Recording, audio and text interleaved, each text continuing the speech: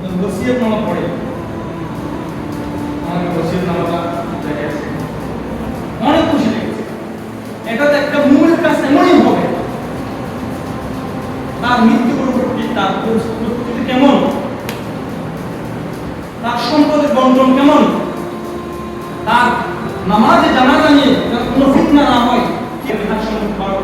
ধারণা আছে, আপনারা জানেন যে মিরাসের যে সম্পদ, এখনকার সম্পদ কেউ যদি মারা যায় তাহলে ইসলামী মিরাস অনুযায়ী এটা বন্টন করতে হয়।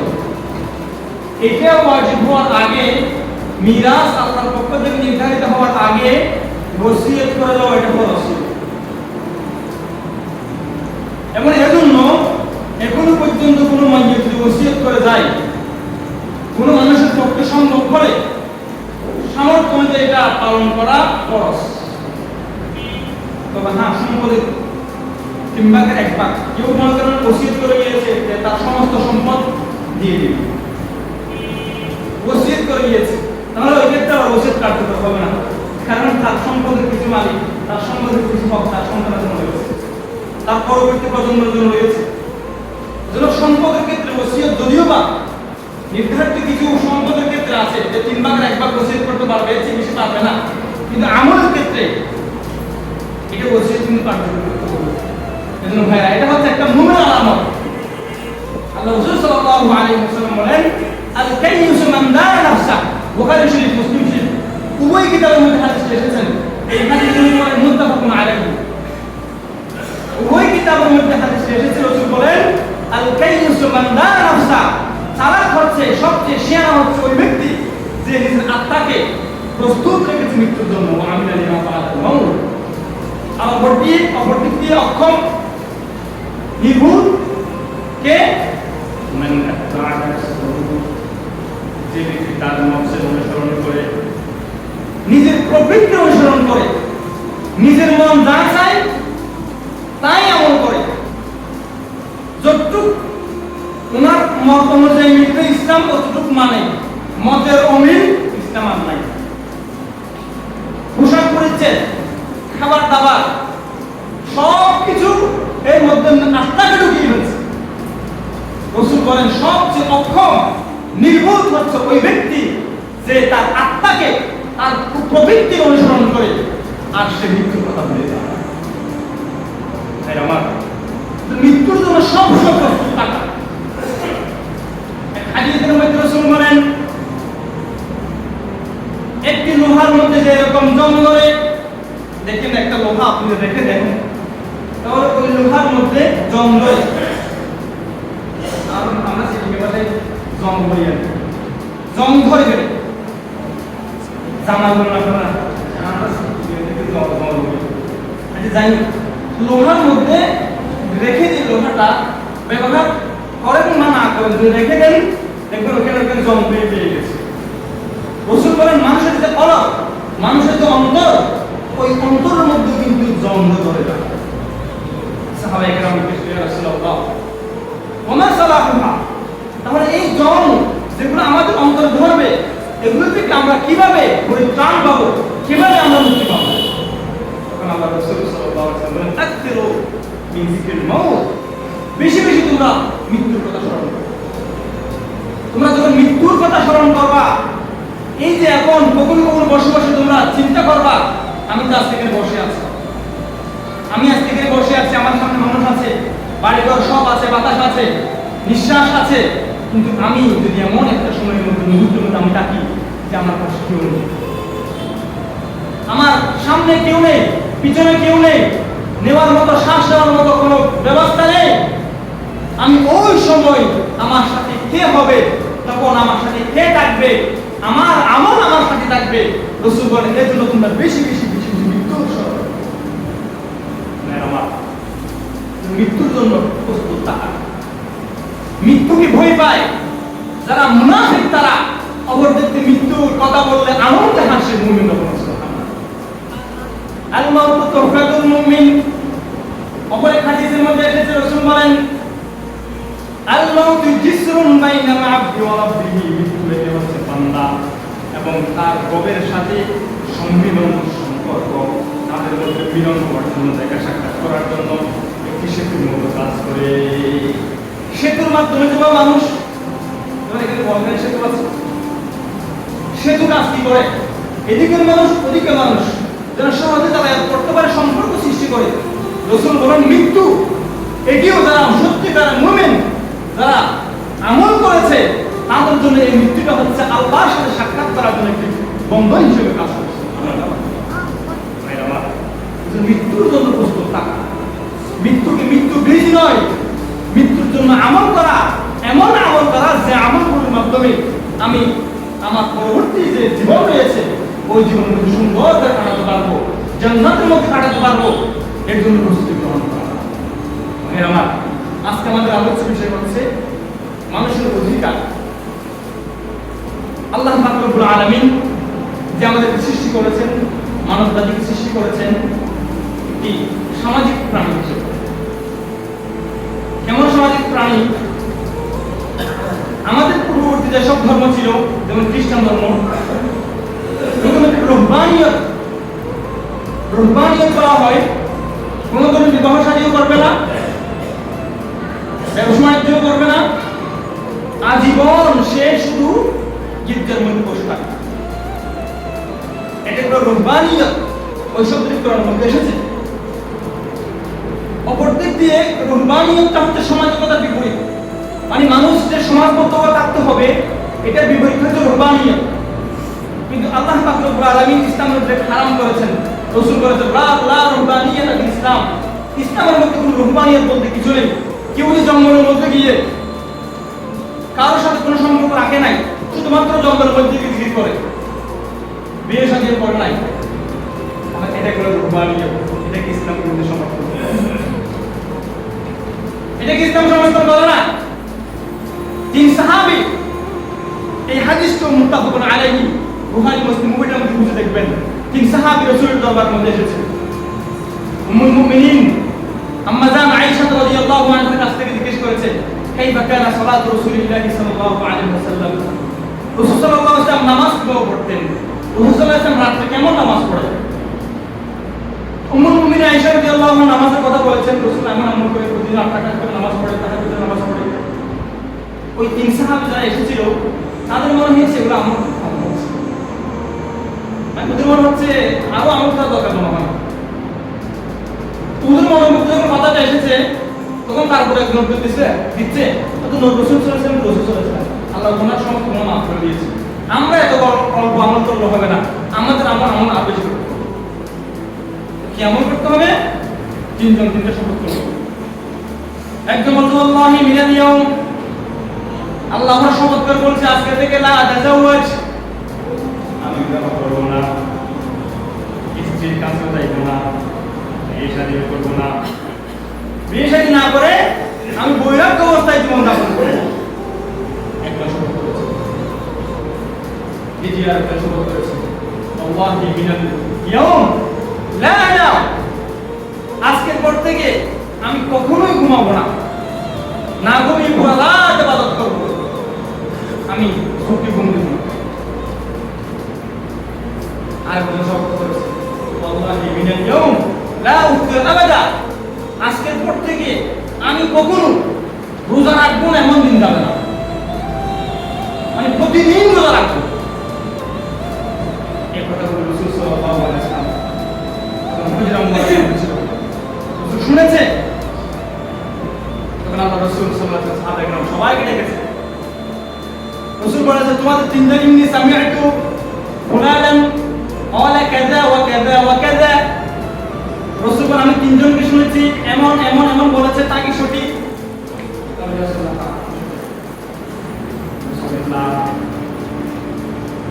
আমি মুহাম্মদের চেয়ে আমলকারী তোমরা বেশি করো, আমি মুহাম্মদ সাল্লাল্লাহু আলাইহি ওয়াসাল্লাম রাতে ঘুমাই আবার ইবাদতও করি, আমি মুহাম্মদ সাল্লাল্লাহু আলাইহি ওয়াসাল্লাম কিছুদিন রোজাও রাখি আবার কিছুদিন রোজা নাও রাখি, আমি মুহাম্মদ সাল্লাল্লাহু আলাইহি ওয়াসাল্লামের স্ত্রীও আছে। সুতরাং মান রাগিবা আন সুন্নতি ফালাইসা মিন্নি, যে ব্যক্তি আমি রাসূলের শিক্ষা দিতে পদ্ধতি রয়েছে ওই পদ্ধতি বাদ দিয়ে নিজে আরো অ্যাডভান্স হওয়ার চেষ্টা করবে, আমি রাসূল যতটুকু আমলের কথা বলেছি এর সে বাড়িয়ে আমল করবে, রাসূল বলেন সে আমার পথ থেকে দূরে সরে যাবে। ভাই আমার, আল্লাহ পাক আমাদেরকে সৃষ্টি করেছেন কি হিসাবে? সামাজিক প্রাণী হিসেবে। এর জন্য দেখবেন আপনি একজন মানুষকে কেন্দ্র করে কিন্তু অনেক উপকার রয়েছে। আপনি একজন মানুষ, আপনার সাথে আপনার স্ত্রীর কিছু উপকার রয়েছে, তার অধিকার তাকে দিতে হবে। আপনি মানুষ, আপনি পাশাপাশি একজন ছেলের ফাদার বা পিতা, একজন সন্তানের যেসব অধিকার আপনার এগুলো তাকে দিতে হবে।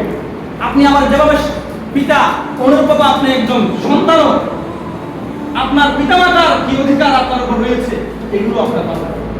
এখন যদি আপনি বলেন আল্লাহ এগুলো আমি পালন করতে পারবো না, তাহলে বোঝা গেছে আপনি মানুষ না। মানুষকে আল্লাহ পাক সৃষ্টি করেছেন কি হিসাবে? সামাজিক প্রাণী হিসাবে। এজন্য আমরা এর উপর মুখাপেক্ষী। ড্রাইভার সে মুখাপেক্ষী প্যাসেঞ্জারের দিকে, প্যাসেঞ্জার সে মুখাপেক্ষী ড্রাইভারের দিকে, ব্যবসায়ী সে মুখাপেক্ষী তার কাছে কাস্টমার আসুক।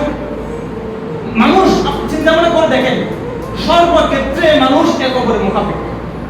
এজন্য আল্লাহ পাক রব্বুল আলামিন মানুষকে এক অপরের দাস হিসেবে সৃষ্টি করে নাই।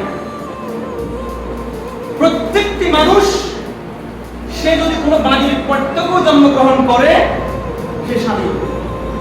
এটি একটি গুরুত্বপূর্ণ টপিক। অনেকেই ইসলামের উপর অপবাদ দেয় যে ইসলাম মানুষকে গোলাম বানানোর কথা বলে। ইসলাম গোলাম বানানোর কথা একটি জায়গা রয়েছে, এটি হচ্ছে যুদ্ধের মতো। কেউ যদি সরাসরি ইসলামের বিপক্ষে যুদ্ধ করতে আসে, তাহলে যারা যুদ্ধবন্দী হয়ে যাবে, ইসলাম তাদেরকে বলে তাদেরকে জেলে না রেখে তোমরা আমাদের কাজে লাগাও। যেমন আমাদের জেলে অনেক মানুষ পড়ে আছে, ওদেরকে খাবার দিতে হচ্ছে, ওদেরকে নিরাপত্তা দিতে হচ্ছে, কত টাকা খরচ হচ্ছে। ইসলাম এক্ষেত্রে বলো এটা বলিও না, ওদেরকে তোমরা নিজের কাছে রাখো, গোলাম হিসেবে রাখো।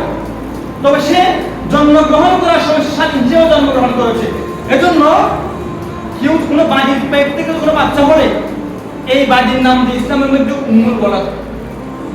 আপনারা যারা ইসলাম সম্পর্কে শুনবেন, তখন ইসলাম একটি মানুষকে তার শ্রম হিসেবে মর্যাদা দেয় না। ইসলাম মানুষ তাকে মর্যাদা দেয় সে একজন মানুষ হিসেবে। আল্লাহ পাক রব্বুল আলামিন বলেন, ওয়ালাকাদ কাররামনা বানি আদম, আমি মানব জাতিকে সম্মান দিয়েছি। এমন সম্মান দিয়েছি, আমি ফেরেশতাদেরকে বলেছি উসজুদ লি আদামা, উসজুদু লি আদামা। হে ফেরেশতারা, তোমরা নিজেদেরকে অনেক শ্রেষ্ঠ মনে করো, তোমরা কোনো গুনাহ করো নাই। ফেরেশতারা গুনাহ করতে পারে? গুনাহ করেও নাই, করতে পারবেও না। ফেরেশতারা কি কাজ করে? হামালাতুল আরশ, অনেক ফেরেশতা যারা আল্লাহ পাক রব্বুল আরশ বহন করে। আল্লাহ কোথায় আছে? এই জন্য ঝগড়া শুরু হয়ে গেছে। কুরআনের মধ্যে আল্লাহ কি বলেছেন? ইস্তাওয়া আলাল আরশ, আল্লাহ আরশের মধ্যে হয়ে গেছে। ফেরেশতাদের কাজ কি? তারা আল্লাহর আরশ বহন করে। আর কিছু ফেরেশতা কি করে? তারা আল্লাহ পাক রব্বুল যে আদেশ দিয়েছে ওই আদেশ পালন করে। কোন ফেরেশতাকে আল্লাহ বলছে, হে তুমি আজকের পর থেকে মৃত্যু পর্যন্ত সিজদা অবস্থায় থাকবে, সে ওই সিজদা অবস্থায় থাকবে। রুকু অবস্থায় থাকো, তার রুকু অবস্থায় থাকতে হবে। যেমন আদেশ তেমন পালন করো। আল্লাহ বলতেছেন আমি মানব জাতিকে সম্মান দিয়েছি। কেমন সম্মান? তাদেরকে মানব জাতিকে সৃষ্টি করার জন্য।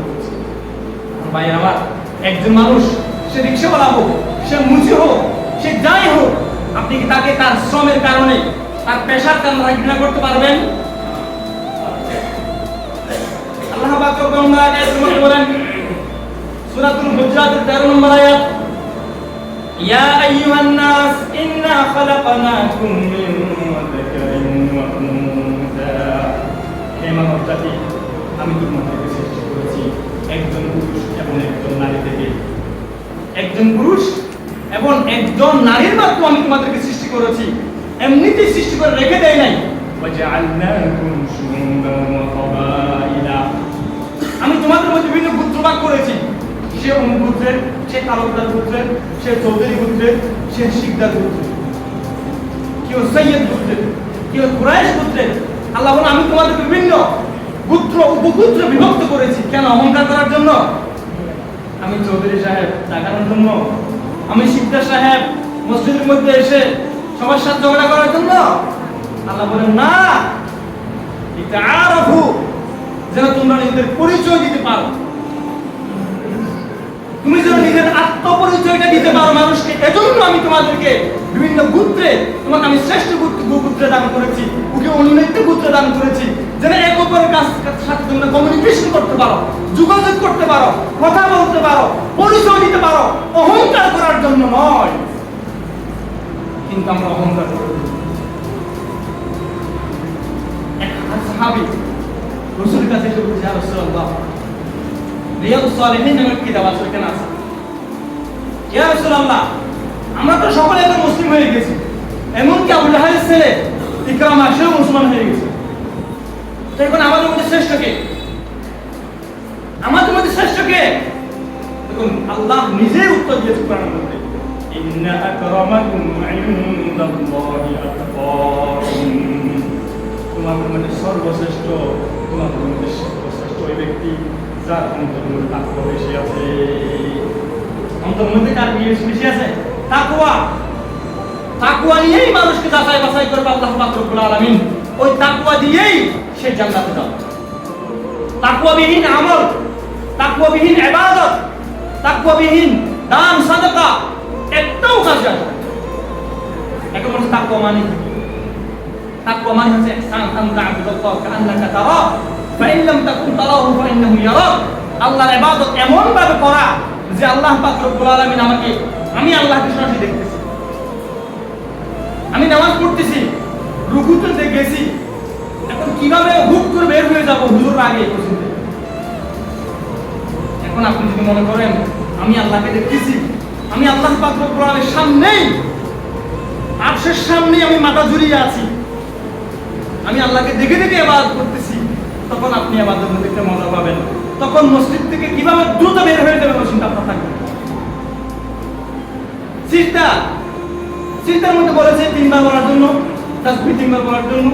এজন্য আমরা যারা ফরজ নামাজ পড়াই, বিশেষ করে আমরা পড়াই, আমরা বিশেষ লম্বা করি না, কারণ মানুষ অনেক কষ্ট পেয়ে যাবে। অনেক মুরব্বী থাকতে পারে, তার কোমর ব্যথা থাকতে পারে। শরীয়ত মাসআলা হচ্ছে ফরজ নামাজের মধ্যে বেশি দীর্ঘ না করা, কিন্তু নফল নামাজ, আপনি সুন্নত নামাজ পড়তেছেন, সিজদা একটু লম্বা করে করেন। আপনি নফল নামাজ পড়তেছেন, একটু রাকাত বৃদ্ধি করেন, বাড়ান। আপনি নফল নামাজ পড়তেছেন, সুন্নত পড়তেছেন, ধীরে ধীরে পড়েন। হাদিসের মধ্যে এসেছে তোমাদের মধ্যে সবচেয়ে নিকৃষ্ট সুন্নত হচ্ছে নামাজ সুন্নত।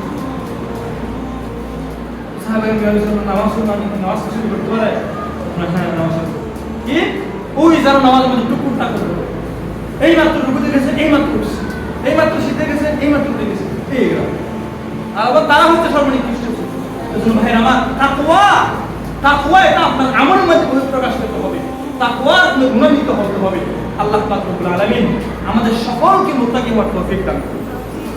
ভাই আমার বিশেষ করে যে সব মানুষের অধিকার আমরা হনন করি তারা হচ্ছে শ্রমিক। যারা শ্রমজীবী তাদেরকে আমরা অনেকে ঘৃণার চোখে দেখি, তাদের অধিকার থেকে আমরা বঞ্চিত করার চেষ্টা করি।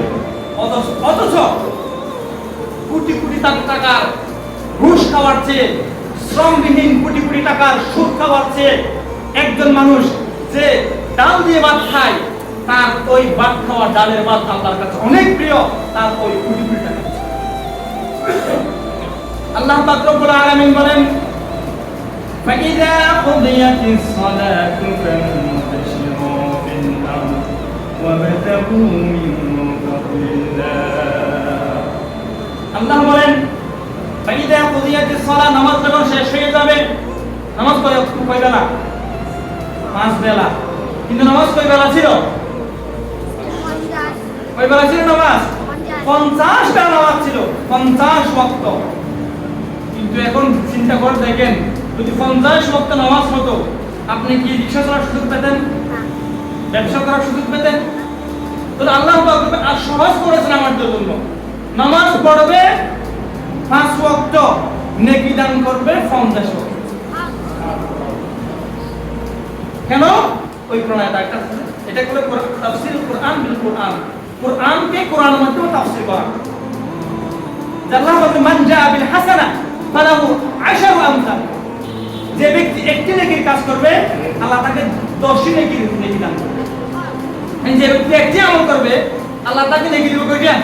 10টা। তাহলে কেউ যদি এক বেলা নামাজ পড়ে, তাকে আল্লাহ পাক কয়বার নামাজ পড়ার সওয়াব দিবে? তো নামাজ পড়বেন 5 ওয়াক্ত, কিন্তু আল্লাহ লিখে দিবে আপনাকে 50।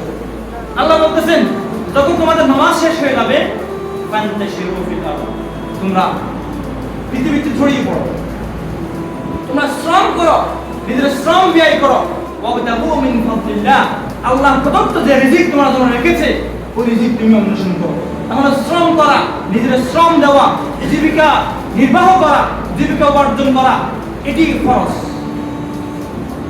পরে হাদিসের মধ্যে রাসূল বলেন কাসবুল হালাল ফরিইদাতুন বা'দাল ফরিইদা, কাসবুল হালাল, হালাল সম্পদ অর্জন করা, নিজের বাল বাচ্চা, নিজের ফ্যামিলি মেম্বার এবং নিজের প্রয়োজন পূরণ করার জন্য হালাল সম্পদ অর্জন করা ফরিইদাতুন বা'দাল ফরিইদা, এটিও একটা ফরিইদা।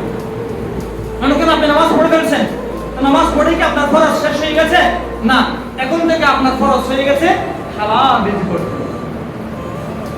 কেন হালাল রিজিকের দাম কি? হাদিসের মধ্যে রাসূল বলেন, হাদিস শরীফের 147 নম্বর হাদিস, রাসূল বলেন মা আকালা আহাদুন তুআমান আদু খায়রুন মিন আন ইয়াকুলা আমালি ইয়াদিহি। রাসূল বলেন পৃথিবীর মধ্যে মানুষ খাবার খায়, যেসব মানুষ খাবার খায় এর মধ্যে সর্বশ্রেষ্ঠ খাবার, সবচেয়ে প্রিয় খাবার হচ্ছে ওই খাবার যে খাবারটা সে নিজের হাতের টাকায় কামাই করেছে। অপরের কাছ থেকে গিয়ে যাকাত খুঁজেছে এমন না, অপরের কাছ থেকে ভিক্ষা করেছে এমন না, ঘুষ সুদ বাটপারি করে টাকা অর্জন করেছে এমন না।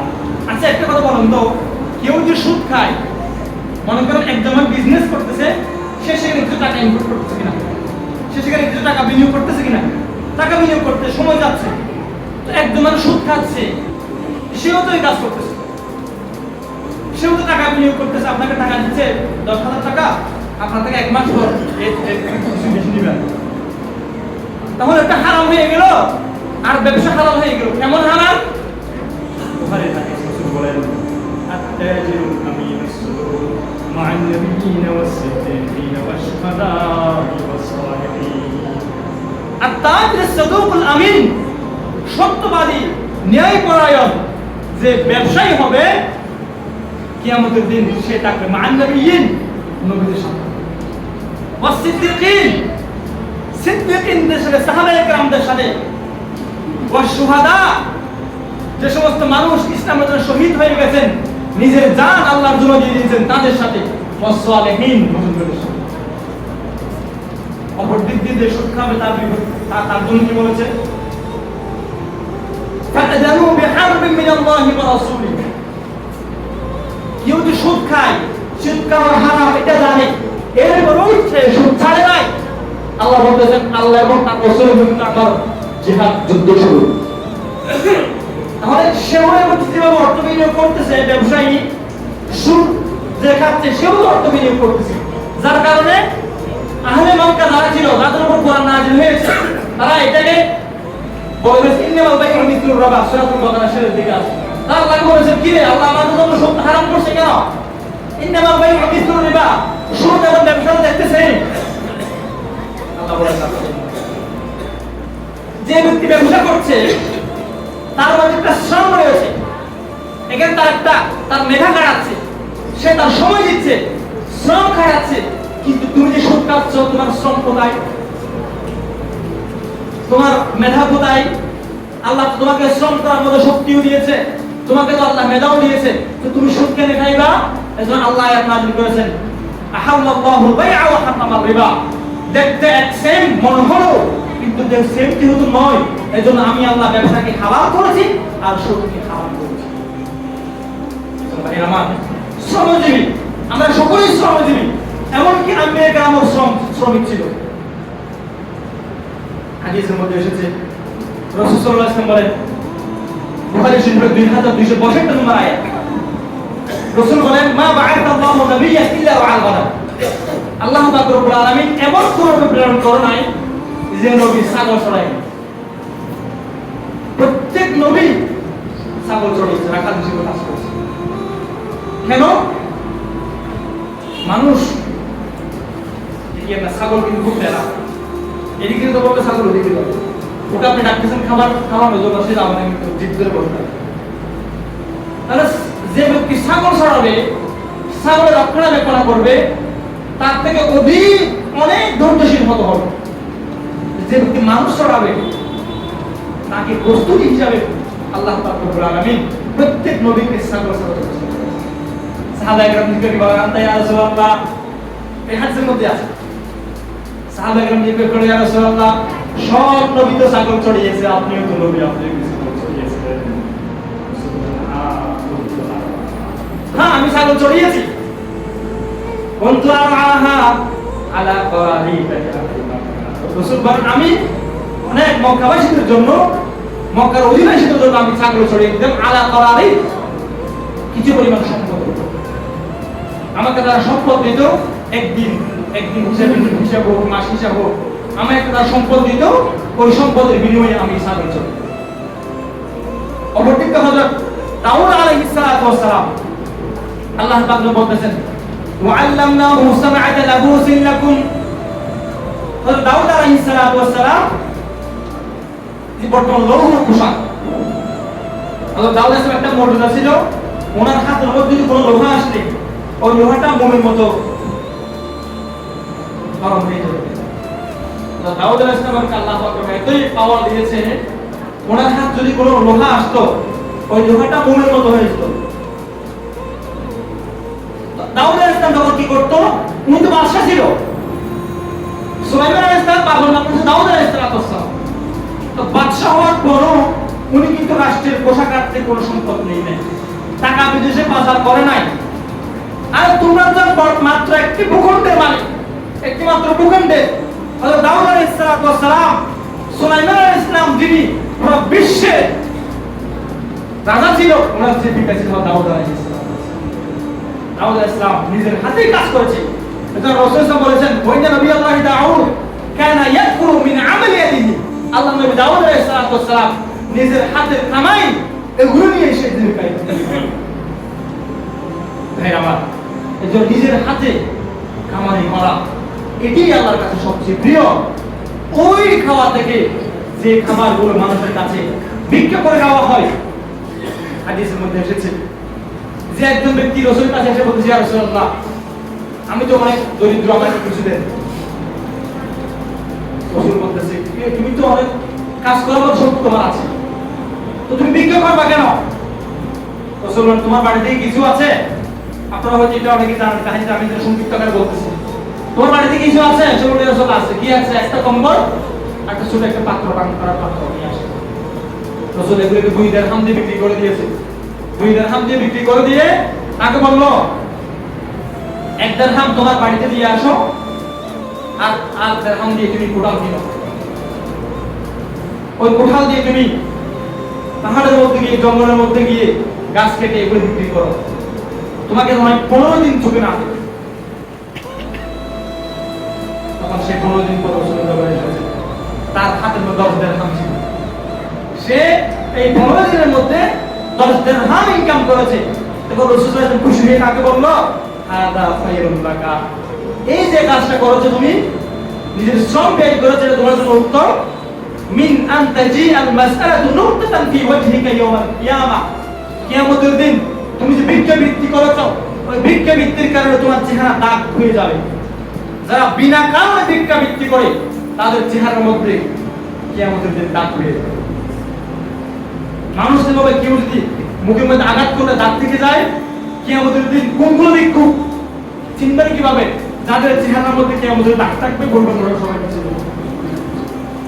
রাসূল বলেন, এই যে তুমি এই কাজটা করেছো, কাল কিয়ামতের দিন তুমি হাসর করবা, তোমার চেহারার মধ্যে দাগ থাকবে।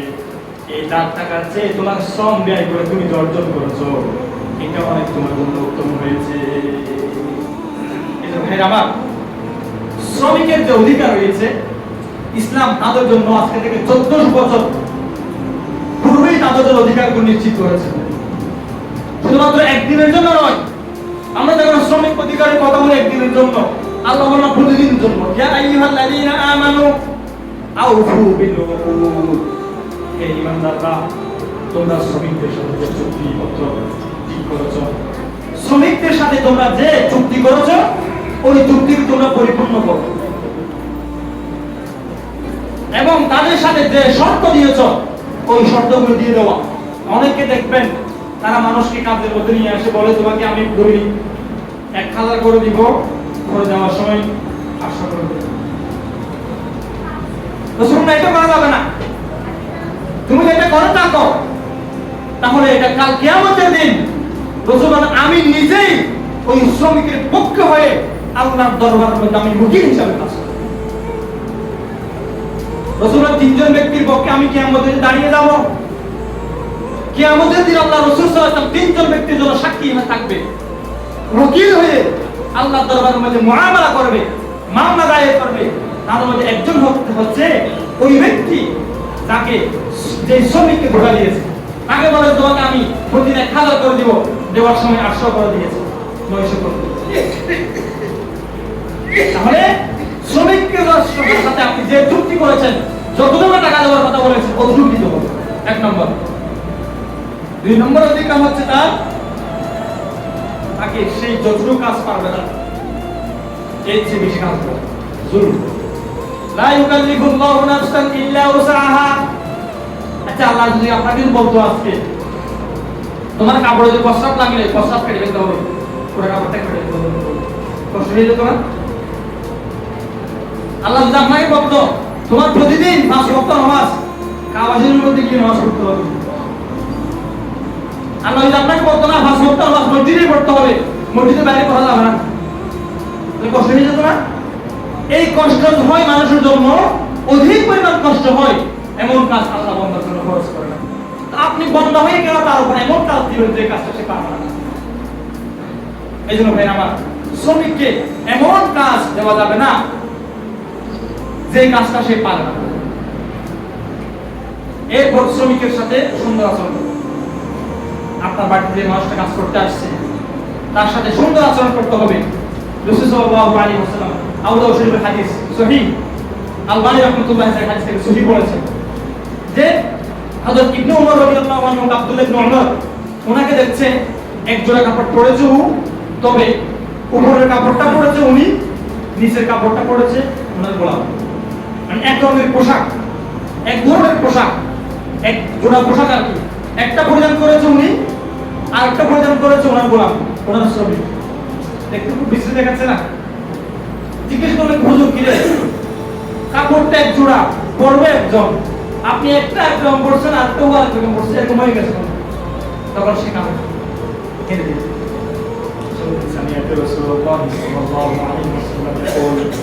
আমি রাসূল কি বলেছি, আতঈমুহুম মা আতআমতুম ওয়াকসুহুম মা কাসাইতুম। রাসূল বলেন তুমি নিজেই দাম পরিধান করবা, তুমি নিজেই যে এরকম ভালো পোশাক পরিধান করবা, তোমার চাকর, তোমার বাড়ির বুয়া, তোমার শ্রমিক, তাদেরকেও এই মানে পোশাক পরিধান করা। ওয়া আতঈমুহুম মা আতআমতুম, তুমি নিজেই যে ভালো খাবার খাইবা, তোমার প্লেটের মধ্যে যে খাবার থাকবে তোমার শ্রমিকের পেটেও যদি সেই ধরনের খাবার থাকে, এটা নিশ্চিত করতে হবে।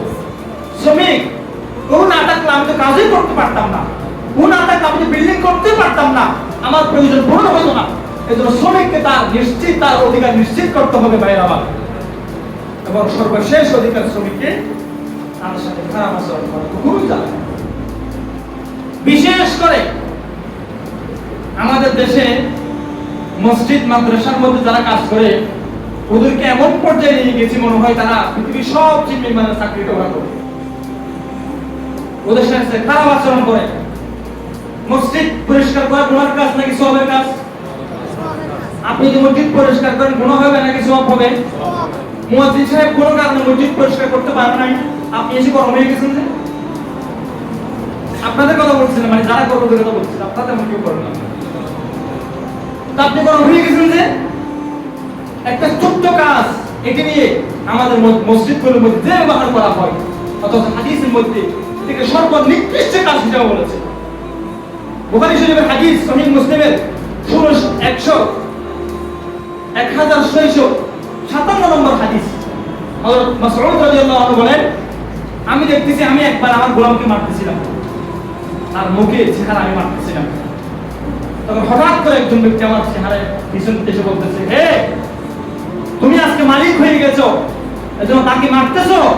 তোমার উপরে একজন মালিক আছে যে তোমাকে চাইলে তোমার প্রত্যেকটা গুনার কারণে প্রতিটা মুহূর্তে তোমাকে ধরতে পারতো, কিন্তু তিনি তোমাকে ধরতেছে না, চাইলে তোমাকে ধরতে পারতো। তখন মাসউদ রাদিয়াল্লাহু আনহু বললেন, ইয়া রাসূলুল্লাহ, আমার ভুল হয়ে গেছে, আমি আজকেই তাকে আমি আযাব করব। রাসূল বলেন, তুমি এই কাজটা না করতা, লাউ লাম তাফআল লাফাতাহকান নার, তুমি তাকে আজকে আযাব না করতা, তার কাছ থেকে মাফ না চাইতা, তার অধিকার তাকে না দিতা, কাল কিয়ামত তুমি নিশ্চিতভাবে জাহান্নামে। এজন্য ভাইরা আমার, আপনারা অনেক বিজনেসম্যান আছেন, আপনাদের আন্ডারে অনেক মানুষ কাজ করে, আপনার আন্ডারে অনেক মানুষ আছে, ওদের সাথে খারাপ আচরণ করবেন না। খারাপ আচরণ করা মানে আবার এই নয় করবেন না মানে তাকে ছেড়ে দিবেন। আপনার টাকা সে চুরি করে তো সুযোগ পেল, সে আপনার টাকা পয়সা নিয়ে চলে গেল, ওই সুযোগটা যেন না হয়, কি আপনার কেয়ারফুল থাকতে হবে। আল্লাহ পাক রব্বুল আলামিন যে সব কথা বলেছি সর্বদা আমাকে এবং সকল কামনা তৌফিক